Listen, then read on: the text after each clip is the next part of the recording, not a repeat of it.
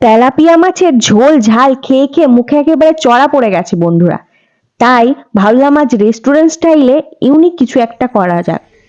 সে কারণে আমি আমাদেরই পুকুর থেকে ধরে আনা দেশি তেলাপিয়া মাছ দিয়ে ভাবলাম তেলাপিয়া মাছের ঝোল ঝাল খেয়ে খেয়ে মুখে একেবারে চড়া পড়ে গেছে বন্ধুরা।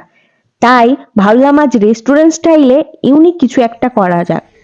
সে কারণে আমি আমাদেরই পুকুর থেকে ধরে আনা দেশি তেলাপিয়া মাছ দিয়ে ভাবলাম চলো ঘরোয়াভাবে একটু ফিশ বারবিকিউ করা যাক। তো কিভাবে রেসিপিটা বানাচ্ছি তোমরা দেখতে থাকো।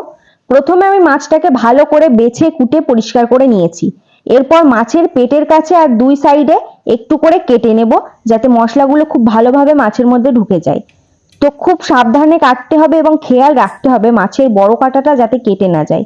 এরপর মাছের গায়ে একটু নুন আর ভিনিগার মিশিয়ে কিছুক্ষণের জন্য রেখে দেব। এদিকে আমি মশলাটা তৈরি করে নেব, যার জন্য একটি পাত্রে পেঁয়াজ বাটা, রসুন বাটা, আদা বাটা, লঙ্কা গুঁড়ো, হলুদ গুঁড়ো, জিরে গুঁড়ো, একটু চাট মশলা, মিট মশলা, 1 চামচ টমেটো সস, একটু সয়া সস, ধনেপাতা বাটা আর একটু লেবু রস দিয়ে সব উপকরণগুলো একসাথে মিশিয়ে নেব। এরপর মশলাটাকে মাছের গায়ে লাগিয়ে নেব এবং কাটা অংশগুলোর মধ্যে ভালোভাবে মশলা ঢুকিয়ে দেব।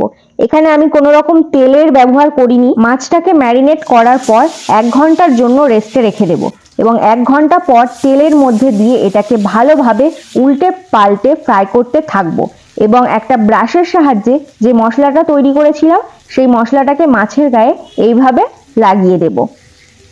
খুব ভালোভাবে লাগিয়ে দেব এবং 2 পিঠ ভালোভাবে ভেজে নেব এবং তারপর কালচে করে এইভাবে ভেজে তুলে নিলেই রেডি আমাদের গরিবের ফিশ বারবিকিউ। সত্যি বলছি বন্ধুরা, রেস্টুরেন্টে হাজার হাজার টাকা না দিয়ে এইভাবে একবার বানিয়ে দেখো, কে কতটা মজা পাবে সে তোমরা না বানালে বুঝতে পারবে না। আচ্ছা, তোমরা কে কে মাছ খেতে ভালোবাসো বলো তো, আর কে কোন মাছটা খেতে ভালোবাসো অবশ্যই কমেন্ট করবে। এখন টাটা, দেখা হচ্ছে আবার কোনো মজার রেসিপির সাথে ঠিক সন্ধ্যে 7টার সময়।